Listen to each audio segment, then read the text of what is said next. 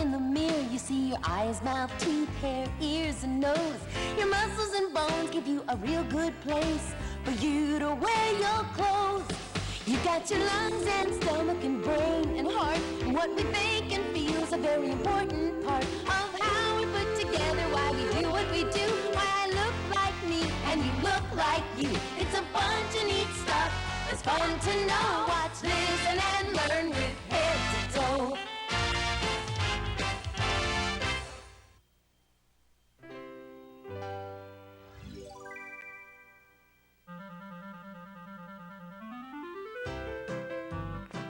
One, two, three. Hi. 1, 2, 3, go. Da da da da da da. Spin the other way. Da da da da da da. 1, 2, 3, go. Hop. Whee. Who turned off the lights? We were just playing around with our umbrellas. It was kind of rainy today, and everybody brought them in, so we were just having a little fun. Okay, everybody, time to put your umbrellas back in the closet. Do you know that you are like an umbrella? I mean, you don't look like an umbrella, but, well, here's what I mean. An umbrella is just a round piece of cloth that's kind of loose and floppy, and it gets its shape because on the inside there are some stiff wires, and these wires stretch the cloth out and give the umbrella its umbrella shape. Well, you're the same way. You have soft skin on the outside of your body that covers you all over, and on the inside you have bones. Now you can feel a bone just like this. Hold your arm up and squeeze your arm and just feel around here, especially underneath your wrist. Can you feel something hard in there? That hard thing is a bone, and it's like the wires in the umbrella. It's stiff and it's hard and it gives you some shape. Now how many of these bones do you think you have in your body? 50? 87? 100?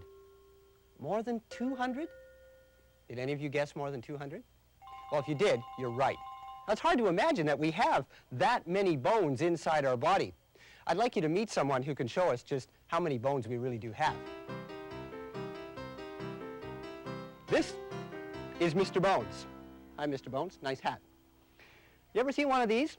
It's called a skeleton, and a skeleton is a collection of all the bones of an animal or a person who've been put together so that you can see what they look like.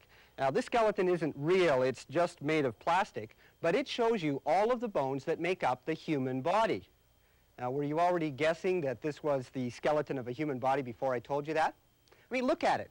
Does it sort of look like a human? There's a head at the top, there's some shoulders, there's 2 arms with hands, 2 legs. So a skeleton has the same shape that I do.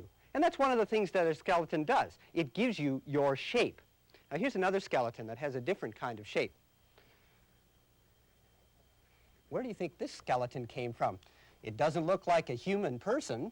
So what do you think it is? Well, let's look at it. It has 4 legs. See? 1, 2, 3, 4. On the ends of the toes are some sharp claws. There's a head over here at this end that has some long teeth on it, and the back is kind of curved, and then there's a long tail over here. What do you think this skeleton is from? Well, this is from a cat. Kind of looks like a cat, doesn't it? You know, you pet a cat and their back arches up like that. It's about the size of a cat. So a skeleton gives you a shape. I'd like you to meet someone else. Now, this is a very unusual skeleton. Kind of looks like a paper plate. Actually, it is a paper plate. And underneath the paper plate is a friend of mine. I'd like you to meet Gertrude, the guinea pig. Hi, Gertrude. Come on out. Come on out and say hi to everybody. She likes to be scratched right behind the ears, just like this, don't you? Hi. Can you see how tiny her feet are? Yeah, and she's talking to us, too. Look at her little tiny claws and little tiny feet. There, she's pointing them out to us. Gertrude is a small animal. So what do you think her skeleton would look like? Well, I have a guinea pig skeleton here. Here, Gertrude, you just sit right there. That's a good girl. And you can watch. Here is a guinea pig's head. And look at the shape of the skeleton head compared to Gertrude's head. Yeah, you agree, don't you? You see how it has the same shape? And look at the front. There's some really strange curved teeth here at the front and some more teeth underneath. And that's one of the nice things about looking at skeletons. You can see what an animal looks like on the inside. You can't tell what Gertrude's teeth look like just by looking at her on the outside like this, can we? Yeah. Here's some other bones from a guinea pig. little tiny. They're not very big, and they're really light. They hardly weigh anything at all. And that's because Gertrude doesn't weigh very much either. Hey, what do you think of Hi, these? Bob. What you doing? Well, hi, Sam. I'm just playing with Gertrude, the guinea pig. Would you like to meet her? Hi, Gertrude. Yeah, she likes to be petted. And I'm looking at Gertrude's skeleton, or a guinea pig skeleton, and they're really tiny bones, aren't they? They don't weigh very much. Can you imagine an animal that has a really large skeleton? Once I saw a skeleton as big as a car. As big as a car? You're kidding. No, I'm not. Where did you see a skeleton as big as a car? I'll tell you. I went with Jody to the museum. She wanted to see the turtles. She really likes turtles, and she has pictures of them in her room and on her book bag. Hi, Melissa. Hi, Melissa. I'm just a turtle person.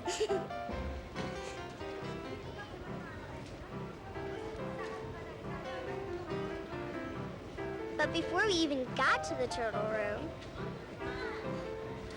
wow! A Chasmosaurus! How do you know? It has the shape of a Chasmosaurus. See the big head with the pointy things on it? He's so cute. Also at this museum, they have a place where you can dig for dinosaur bones. Because that's where people find dinosaur bones, in the ground. I found something. Me too. I know what mine is. What? Definitely a football.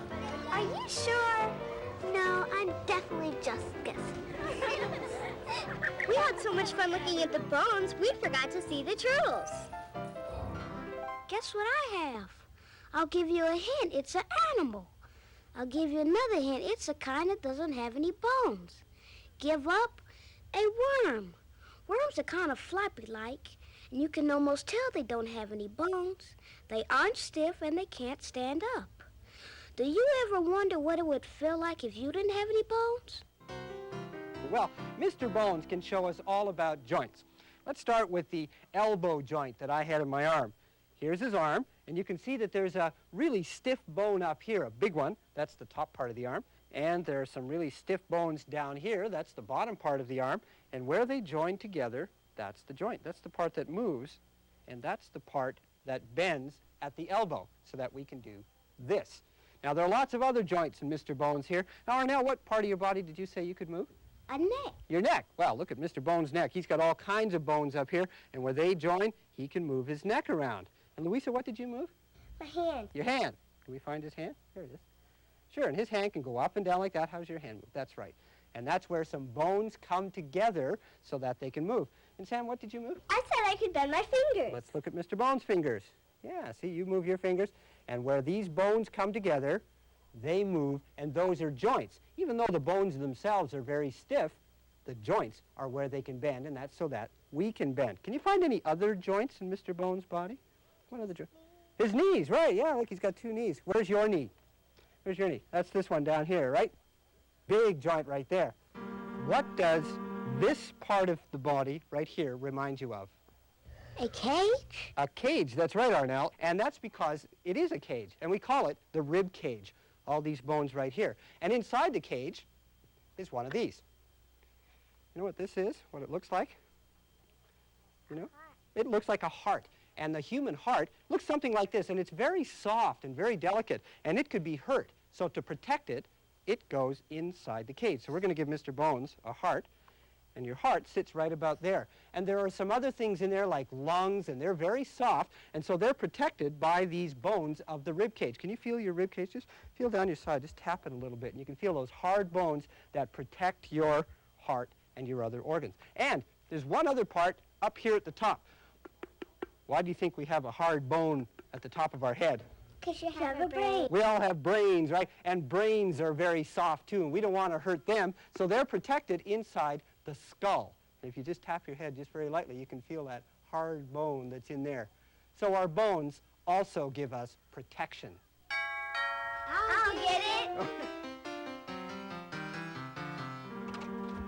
Hi, Janice. Hi, Janice. Hi, guys. Boy, am I having a bad day. Hi, Janice. Hi, Bob. Janice, what happened to your arm? I broke it. How? Skating, that's how. Janice, don't you wear a helmet and elbow pads and knee pads when you skate? Well, usually I do, but this time I was in a hurry and the sidewalk was wet and I fell real hard and I broke my arm. Did it hurt? A little at first, but now it's okay.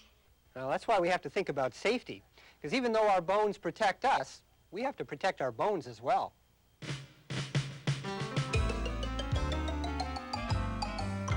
When you think about your bones, where do you begin? 'Cause your bones do more than give you a place to hang your skin. They help to keep your insides safe and sound. They help you walk, sit, stand, and run. And when you put them all together, what do you have? Your skeleton. They're your bones. Everybody gets a set. They're your bones. It's the only set that you get. They're your bones. The only thing you need to do is take care of your bones, and they'll take care of you. Wanna take care of your bones? It's not hard to do. Just remember these simple things that we've been showing you. We got a question for you before we're done. Did you think your bones could be so much fun?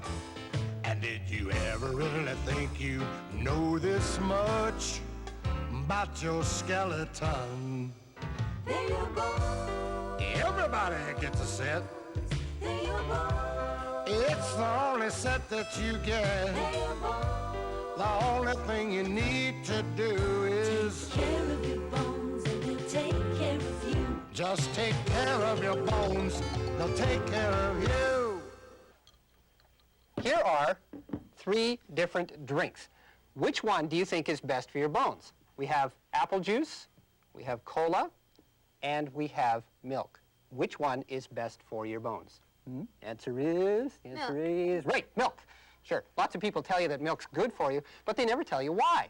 Well, milk is good. Actually, milk is great, and that's because milk helps your bones grow. It makes them strong and keeps them healthy.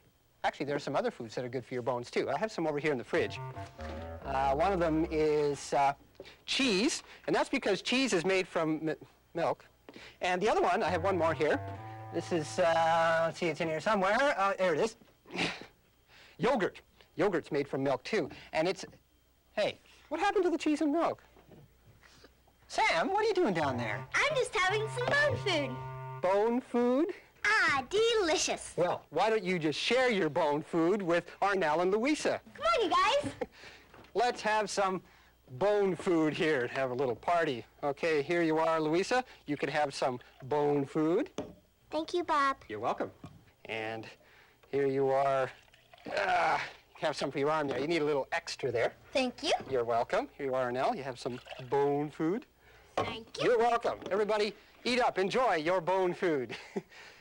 Food is important if you want your bones to be healthy, but there's one more thing that your bones need. They need exercise. So running, jumping, playing, these are all activities that help your bones stay strong and stay healthy. Your bones are strong and stiff. Your bones are all connected. That's called your skeleton. Your skeleton protects you, especially your rib cage and your skull. Exercise is great for your bones, but you also need to protect them sometimes. And eat and drink the right foods, like milk and cheese.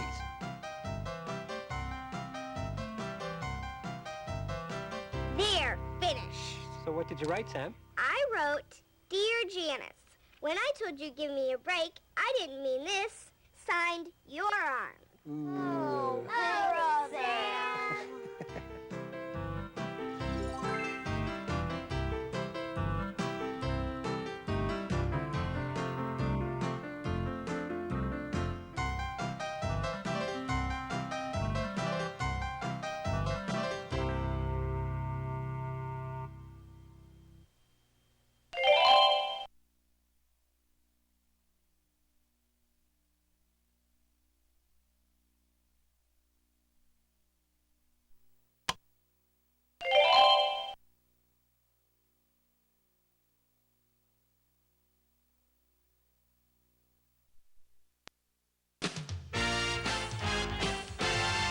When you get up in the morning and look in the mirror, you see your eyes, mouth, teeth, hair, ears, and nose. Your muscles and bones give you a real good place for you to wear your clothes. You've got your lungs and stomach and brain and heart, and what we think and feel is a very important part of how we're put together, why we do what we do, why I look like me and you look like you. It's a bunch of neat stuff. It's fun to know. Watch, listen, and learn with head to toe.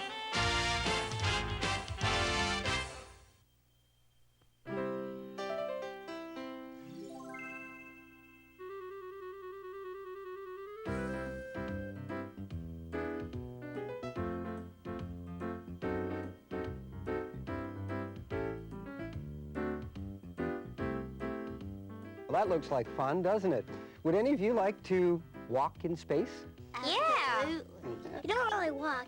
You just float.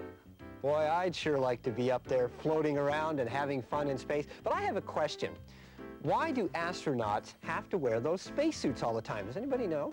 I do, because there isn't any air in outer space. But why is air so important? Because they have air in their spacesuits, so they can breathe. Oh, so they can breathe. Well, that's very interesting. You know, I know of another place where there isn't any air, and when people go there, they have to wear special equipment. They have to wear a special mask so that they can breathe. Any idea where it might be? No. Let's watch and find out. When you go swimming, you know that you can't stay underwater for very long. You have to hold your breath because there's no air to breathe underwater, and people need air to breathe and to live. So, if you want to spend a long time underwater, you have to do what these divers do. You have to bring some air with you. They have air in those tanks on their backs. So, when people go underwater, or when they go into space, or even if you're just running around the house, you need air to breathe. And air is kind of mysterious stuff, isn't it? I mean, you can't see it, you can't feel it. Although, if do this, just run your hand up and down really fast. Can you sort of feel it going through your fingers? You can feel it a little bit. Air is actually real stuff. We can sort of see what air is like. This bag doesn't have anything in it right now, right? Okay, so let's fill it up with air. And we'll get the bag really full of air, and look, now it feels like there's something in there. Can you feel that? Yeah, There it is- feels really squishy. But you can push on it. There's something in it. Air is real stuff. I mean, airplanes fly in it and birds fly in it. And yet, inside the bag, it looks like there's nothing at all, just air. And we need air to breathe. And you're breathing right now, and so are you. Now, when you do breathe, where does the air go into your body? Your nose. Through your nose? Through my mouth. Your nose. Your mouth. We seem to have a little argument here. Your nose, your mouth. I wonder which it is. Let's do a little experiment. Put your hands over your mouth like this, really tight. Okay, now just breathe while you're doing that. Where's the air going? Through my nose. Through your nose. And if you do it really fast, you can actually hear it going in and out. Okay, now try this. Take your finger and put it over your nose like this. Pinch so that you're, okay, so you're, now, breathe again. Where's the air going this time? Through my mouth. Through your mouth.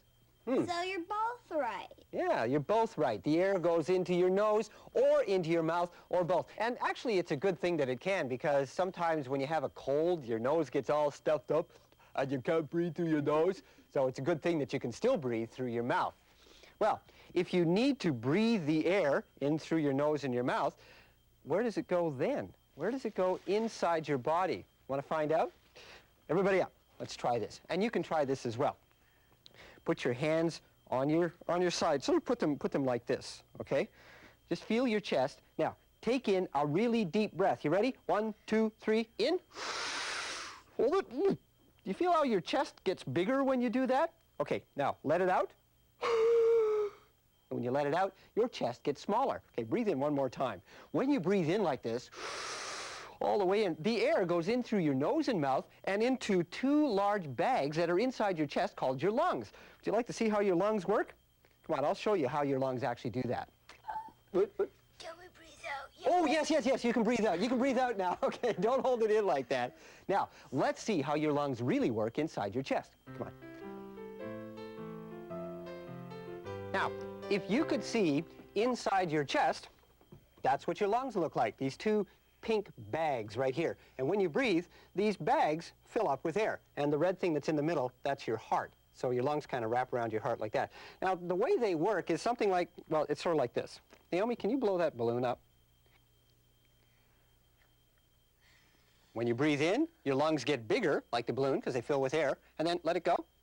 When you breathe out, the air goes out, and your lungs get smaller. So your lungs are just like two balloons that are in your chest, like this, and you have a tube that comes up your throat, and it ends up at your nose and your mouth, and that's where you breathe in and out. Now let's have a closer look. Since this is a model, I can take it apart. So let's take this lung apart. There we are. And we'll take the heart out so that we can see this a little better. There we have our two lungs. And here's the tube that comes down your throat. And then see how it splits here? One goes to one lung, one goes to the other lung, and then it keeps splitting. It splits again here, and then it splits again there, and it keeps going down. And these tubes carry the air to every part of your lungs.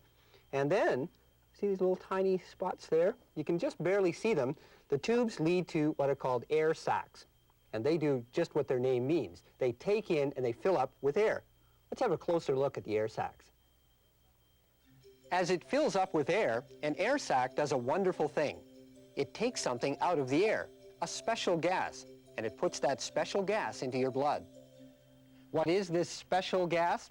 Well, first we have to understand that air is actually made up of lots of different things. It's just a swirl of all these different invisible gases, but your body only needs one of them, and that one's called oxygen. Now let me spell that for you. I can spell it. You can spell oxygen? That's a pretty hard word. Give me a break. O-X-Y-G-E-N, oxygen. Whoa, let's hear it for Jody. Oxygen, that's what your body needs, but it's only one part of the air, so your lungs do a very important job. They take just the oxygen out of the air so that your body can use it. When you breathe in, your air sacs take just the oxygen out of the air and put it into your blood. Your blood takes the oxygen to every part of your body. But something else happens. After your body uses the oxygen, well, you have inside of you a lot of gases that you didn't use. We call that used air. How do we get rid of used air? You breathe out. So, come on, let's get rid of some used air. When you breathe out, your body is getting rid of gases that it just doesn't use. So, it's oxygen in, used air out. Be glad that you breathe out your air. It's the tune on the flute and the trumpet. Be glad you can blow through your mouth when balloons need to be blown up. And be glad you can whistle and sing. Every sneeze is a reason for rejoicing. Be glad that you breathe out your air. With every pump you have the stuff to make excitement. Be glad that you breathe out your air. Be glad when you're huffing and puffing. Be glad that there's air everywhere, 'cause it lets you giggle and laugh. Be glad that you know that there's air. You don't see it, but you know it's always with you. Be glad that there's air everywhere. With every pump you have the stuff to make excitement. So, we know what your lungs like, pure, clean oxygen. But are there things that your lungs don't like? And how do you know if your lungs don't feel right? Well, you cough. Excuse me. Have you ever done that? When you cough, your lungs might be telling you, hey, there's something in the air we just don't like. Now, let me show you some things, and you tell me which of these things would make you cough. Would this make you cough? Probably not. What if you breathed in that smoke? How about this? Would your lungs like this? Do you think you'd be coughing here? What about cigarette smoke? Does that ever make you cough? Smoke makes you cough, doesn't it? And it doesn't matter if it's smoke from burning leaves, a cigarette, or even a smokestack, your lungs just don't like it. And you can probably guess why. Your lungs like oxygen, right? Well, the smoke prevents that oxygen from getting in. So one of the ways to keep your lungs healthy is to just stay away from smoke. But what if you can't stay away from smoke? What if your job takes you near fire? You know who I'm talking about? Hi, Mr. Bones. Nice hat. Firefighters are around smoke all the time. So how do you think they prevent that smoke from getting into their lungs? Well, Chow's neighbor is a firefighter, and recently he went to visit her. So how are you doing today, Chow? Fine. That's good. You've come to the firehouse today to find out how firefighters keep their lungs safe in a building fire? Uh-huh. That's a very good question. We have a special piece of equipment called a self-contained breathing apparatus. We call it an SCBA for short. It looks like a scuba diver's tank. That's exactly what it is. But this one you don't use underneath the water. This is for when you're on the ground. We use this to go into building fires because there's so many poisonous gases from the things that are burning in a fire that we can't breathe that air. There's no oxygen in it, so we take our own air in this bottle. There's about 30 minutes of air in here.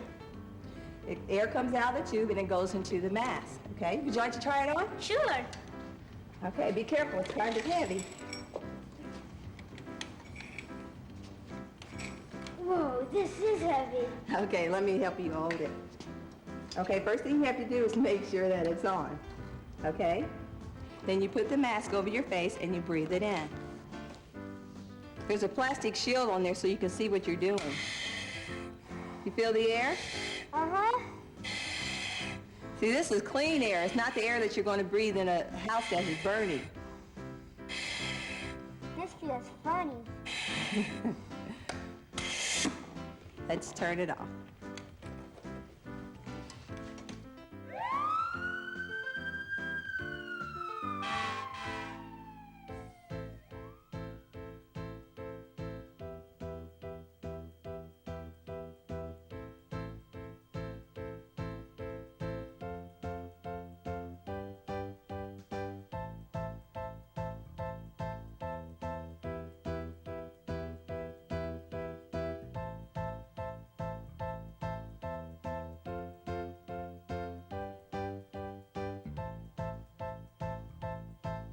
People need air. You breathe through your nose and your mouth. The air goes down an air pipe and into your lungs. When you breathe in, your lungs get bigger. Inside of your lungs are tiny sacs called air sacs. They take the oxygen out of the air and put it into your blood. When you breathe out, you're getting rid of used air. You breathe out when you talk and whistle. Your lungs don't like smoke. Stay away from smoke if you want your lungs to stay healthy. Yeah, nice fresh fruit. Here's one more thing to think about when it comes to your lungs. I'm sure your parents have told you that this is not a toy. Since we've been thinking about our lungs today, I'm sure you can see why this is a dangerous thing to play with. Oxygen does not go through plastic. So if you put this bag over your head, the oxygen cannot get into your lungs. That's why it's dangerous. It's also dangerous to put yourself into a small closed trunk or a closed refrigerator. There just may not be enough oxygen in there for you to breathe. By the way, there's something else we can do with the air that's in our lungs. We can use it to sing. It's Jody's birthday today. Happy birthday to you.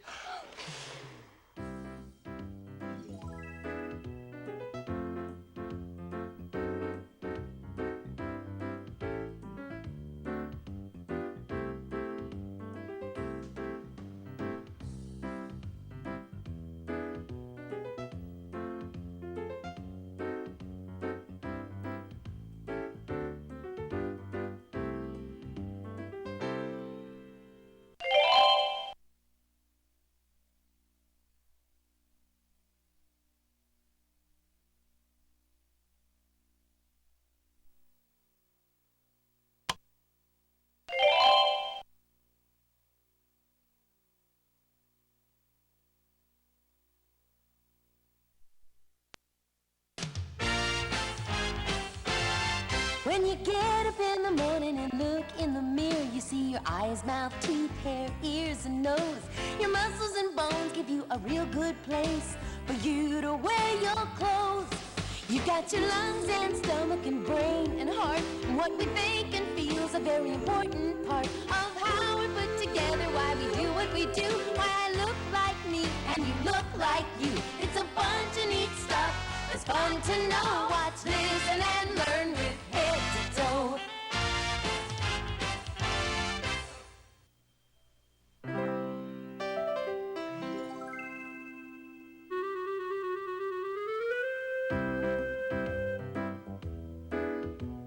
These are good. Ta-da! Who are you supposed to be? I am Sam the Magician, and I will now make something disappear. Watch carefully. Nothing up my sleeves. And abracadabra. It disappeared. I am amazing. That's not magic. Well, then where did it go? Do you know? Do you know where it went? What happens to food after you swallow it?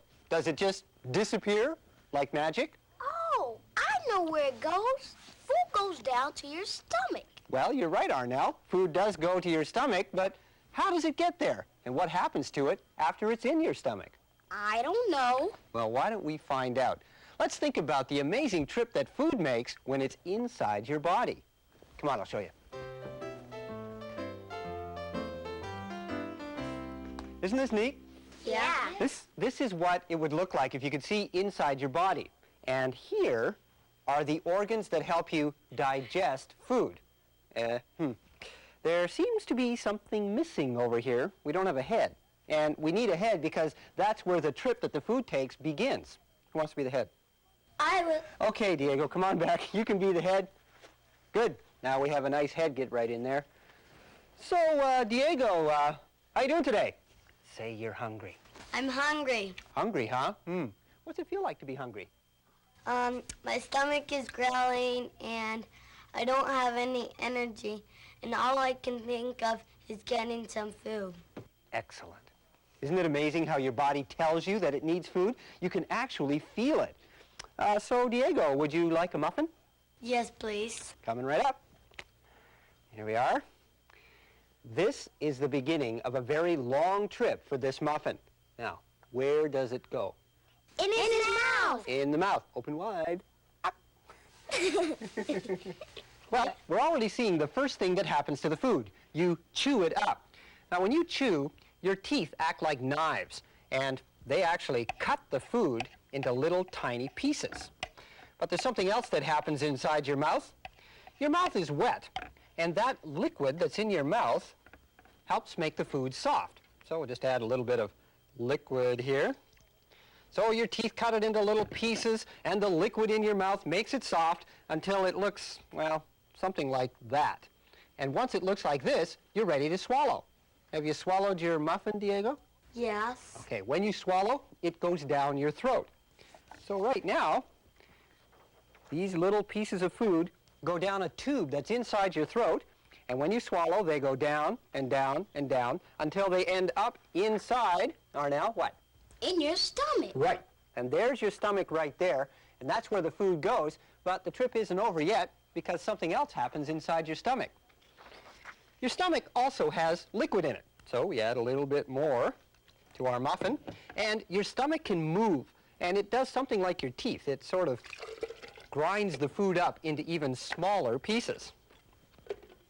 Like this. So that eventually the muffin doesn't look like a muffin anymore. It looks something like bleh. Ooh, what is that goop? That goop is what's inside your stomach right now. The liquid has made it soft. It's been chewed into very, very tiny pieces. But the trip isn't over yet. There's still one more place that it goes, and that's into your intestines. Yuck. If you could look at your intestine in a microscope, you'd see that it actually has millions of tiny little holes in it. So when the food goes through the tube, some of the food slips out through those holes. So that means that some of the food that you've eaten comes out here and some of it comes out over here, some over here, slipping out through those millions of tiny little holes. Now here's the amazing part. Once the food goes out through those holes in the intestine, where do you think it goes? Into your blood. Your blood? Uh-huh. The food that you've eaten goes into your blood. So, Arnell and Sam, would you like to take these red pens here and show us just where blood goes in your body? Just draw it right on Diego's body there. Your blood goes to your heart, then some to your arms and hands and fingers.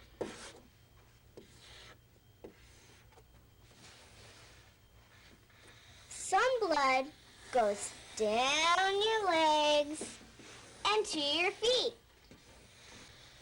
Don't forget my brain. Okay, here's the blood going to your brain. Your blood goes almost everywhere in your body, and in your blood are those tiny pieces of food. And that's how your body gets its food. When you eat, your teeth mash the food into little pieces, your stomach turns it into a liquid so it can go into your intestine, into your blood, and flow throughout your entire body. And that happens every time you eat. Oranges. What if all you ever wanted to eat were oranges? And you had oranges for breakfast, oranges for lunch, for a snack you have oranges, oranges for dinner.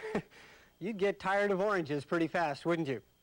And at the same time, your body would not be getting everything it needs to stay healthy. I mean, oranges are good for you, but your body needs different kinds of food so that it can grow, so that you can have energy. Energy to ride your bicycle, run upstairs, and move all the parts of your body.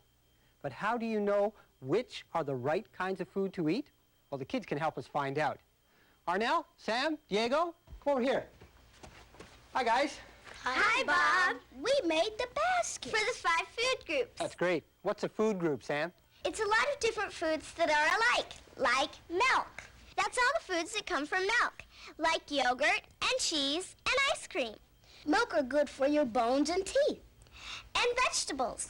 Vegetables come from plants, like beans and lettuce and carrots. Vegetables are good for your blood and your skin and your eyes. Oh, I see. So by eating different foods, the parts of your body get everything they need to stay healthy. Correct. Ah, well, how many different food groups are there? 5, meat and milk and fruit and vegetables and bread. Bread, huh? What's in the bread group, Arnell? Oh, things like bread, of course, and cereal, and rice, and noodles. Great. Well, you guys did an excellent job. Now, here's what I'd like you to do now. You see all this food I have over here? Yeah. Okay. I wonder which types of food go into the different groups. Do you think that you could sort all this food and put them into the different baskets so they're in the right groups? Sure, no problem. All right, but there's... Piece of cake. Yeah, well, there's a catch to this. There's a catch to this. Do you think you could do all of that in less than 30 seconds? Huddle.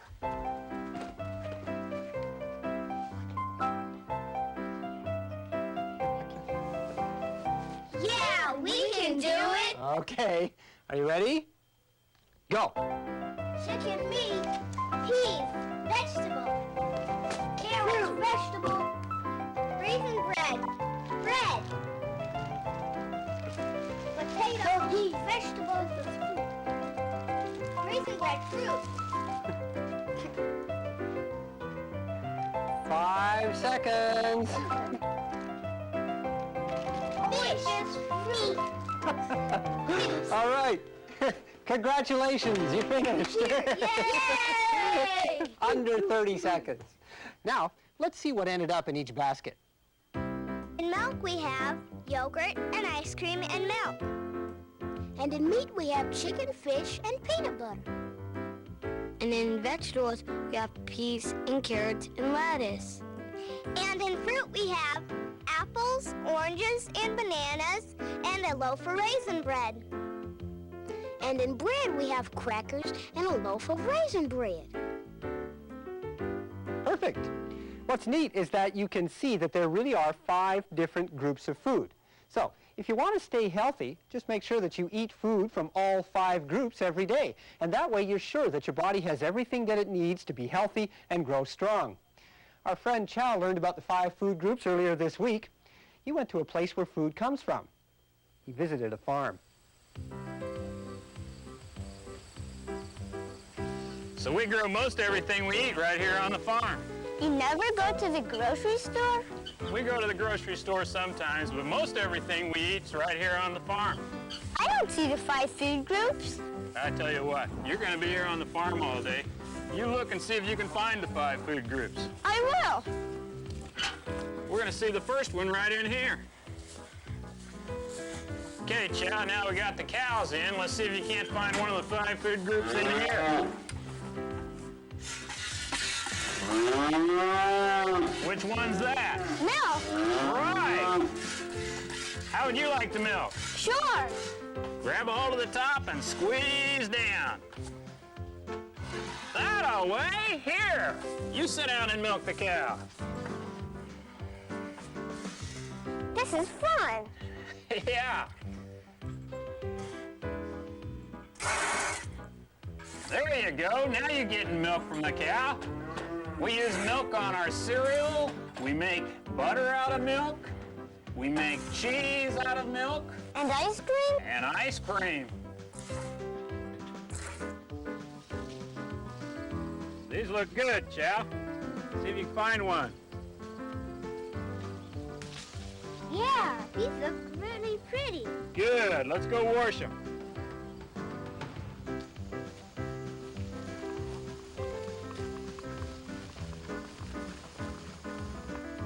This is our pumpkin patch, Chow. We have a few this year, not quite as many as what I'd like, but we have some pretty ones in there. Would you like one? Yeah. Why don't you take this one home? Thanks. Well, you're welcome. Chow, I think there's a nice big pepper down there.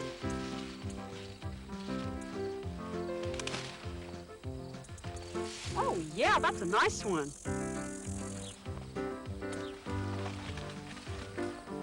Chow, here's some Better Boy tomatoes. Would you like to have some of those for your basket? Sure. They're just really ripe, aren't they? I never knew tomato plants could get this big. Well, these sure did.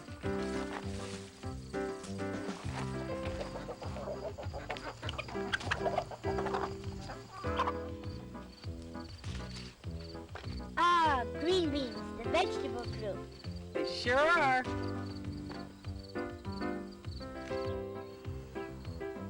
I like to be a farmer. You know why? Why? Because it's just about the best tasting job you can have. For my next trick, I'll turn this apple into a liquid. And for my next trick, I will turn this carrot into a liquid. And for my next trick, I'm going to turn this sandwich into a liquid. What happens to food inside your body isn't magic, but it sure is amazing. It's good too, isn't it? Let's eat. Okay, pass over the sandwich.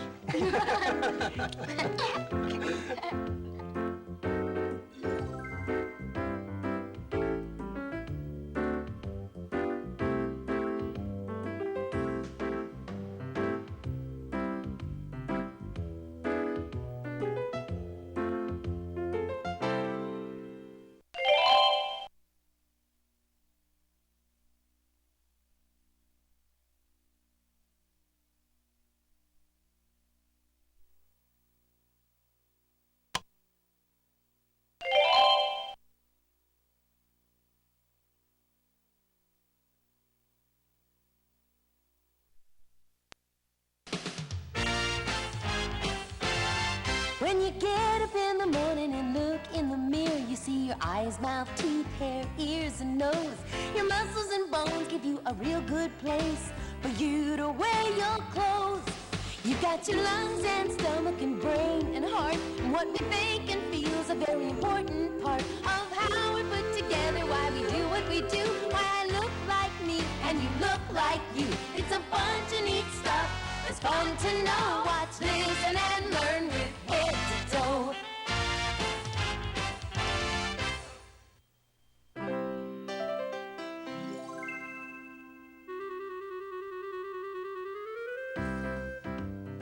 Yeah, get that one.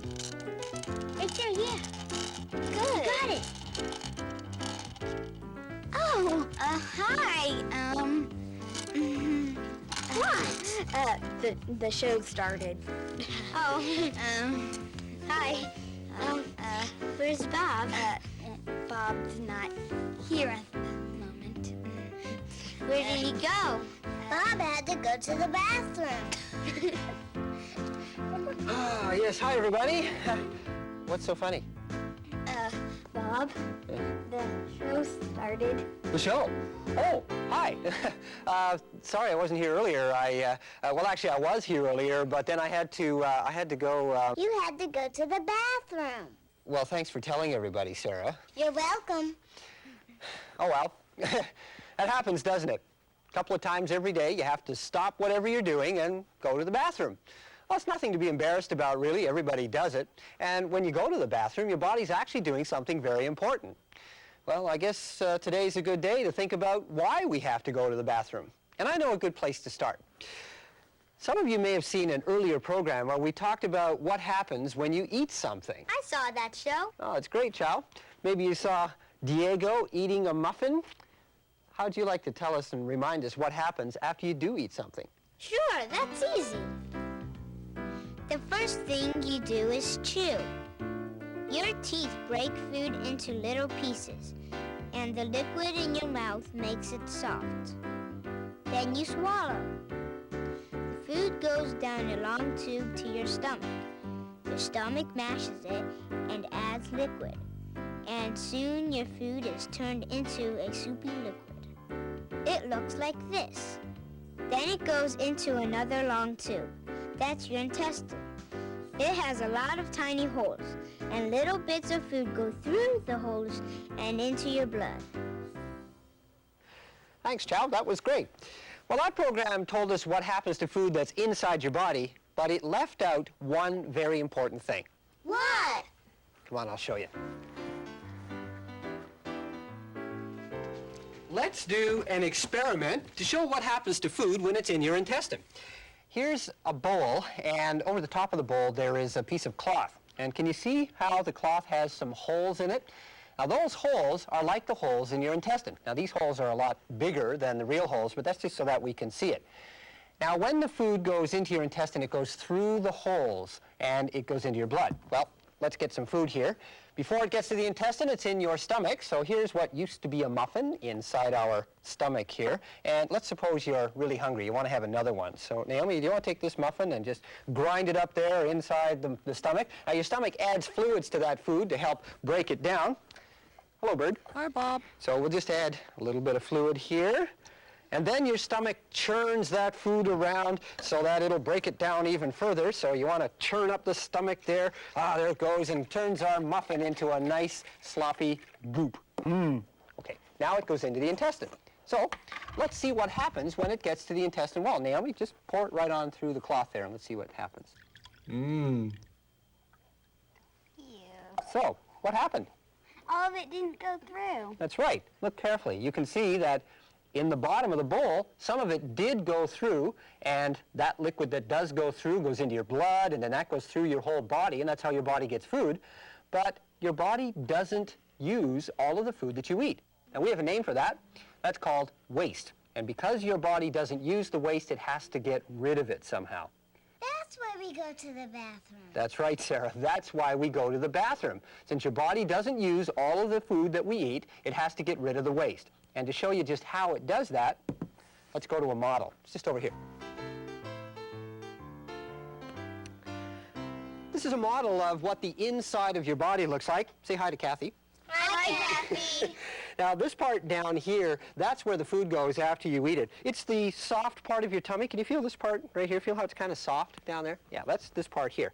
So after you eat the food, it goes in your mouth, down the throat, and into this kind of baggy-looking thing. What do you think that is? A stomach. That's right. That's your stomach, and that's where the food is turned into that goop that we had before. And then it goes into this long tube down here. We call that the small intestine. And that's the tube that's as long as this room, and it's all been stuffed up in there. So some of the food goes through the little tiny holes into the blood, and then the stuff that doesn't do that, that your body doesn't use, goes all the way through the tube, and that waste goes into this part here. What do you think that's called?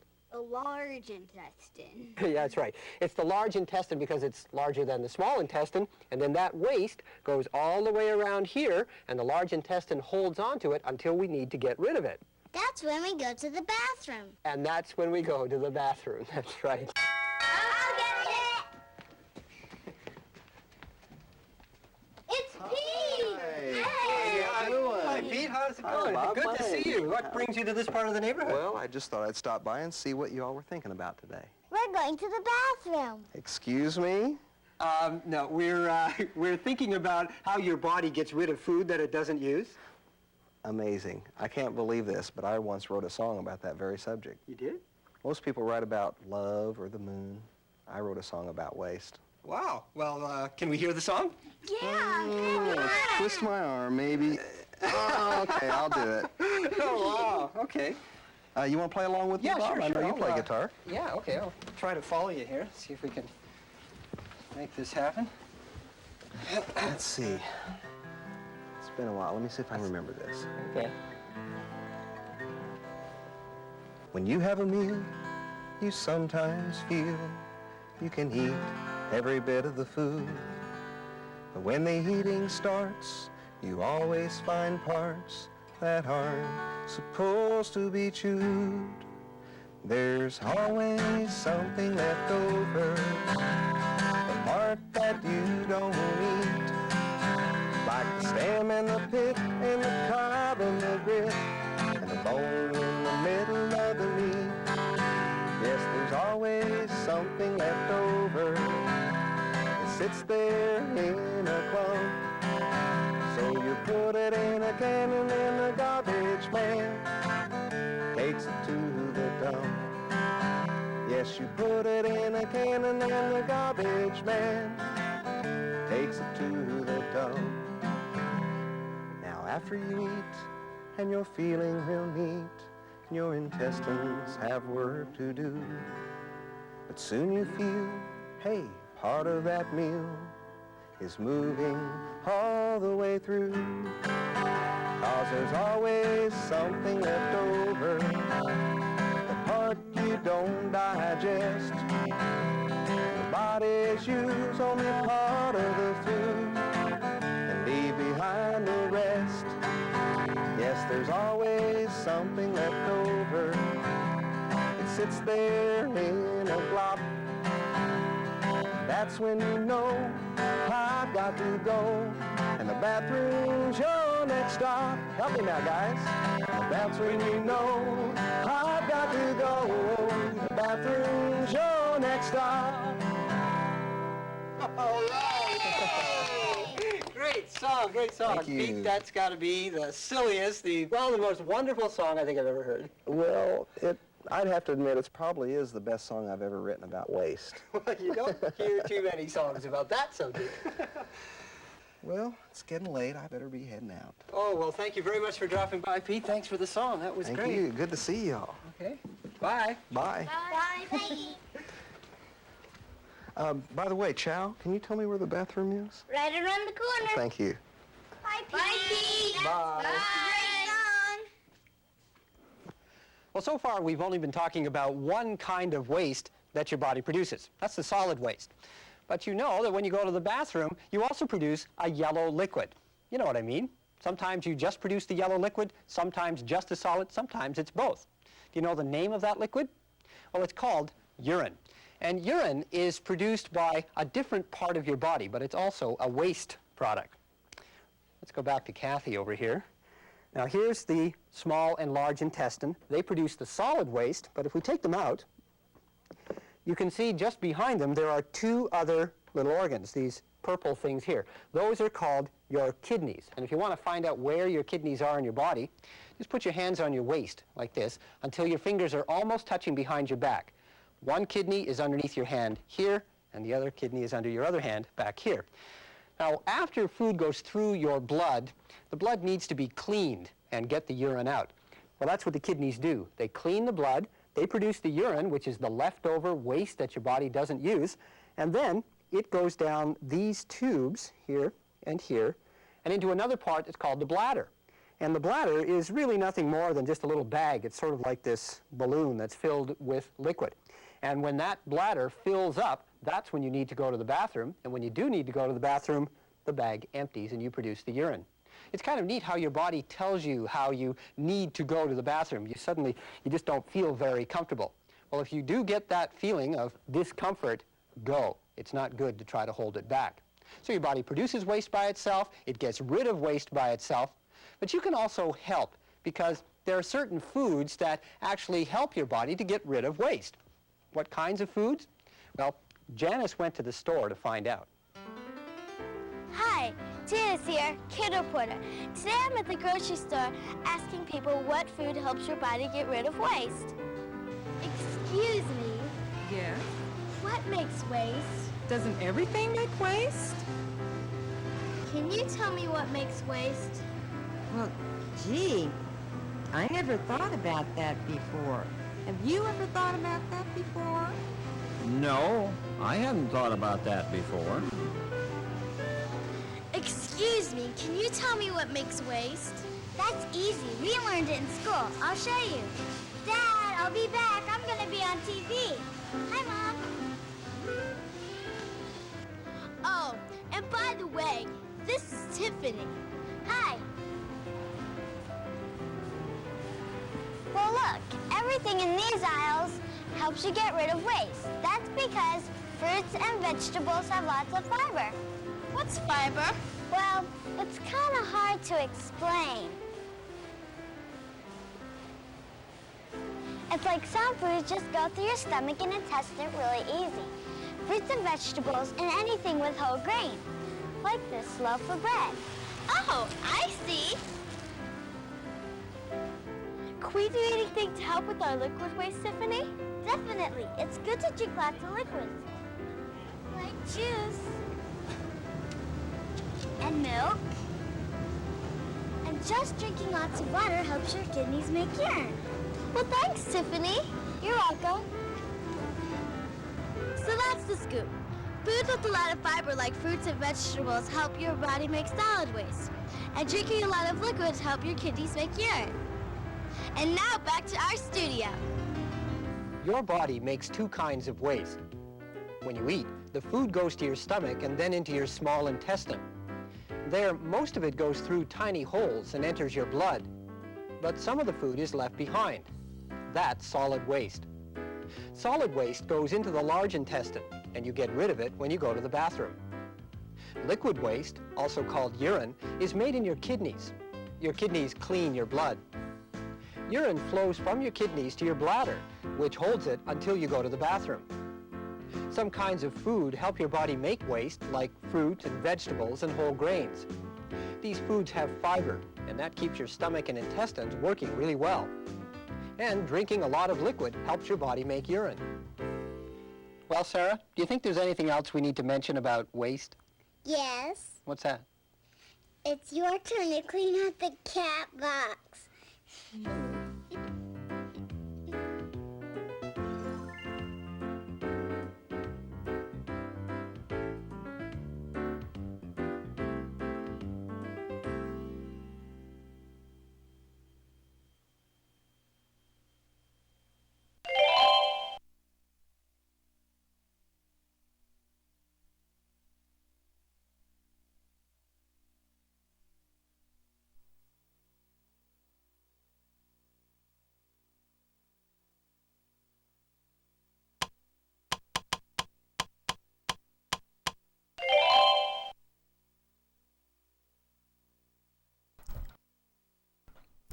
Okay. Time for the fireworks again.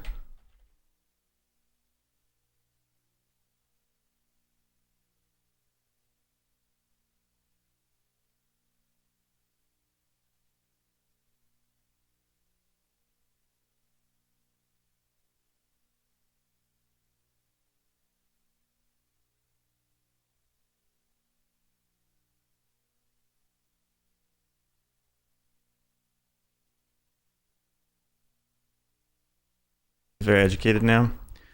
There's more education to come, don't worry. 3 is next.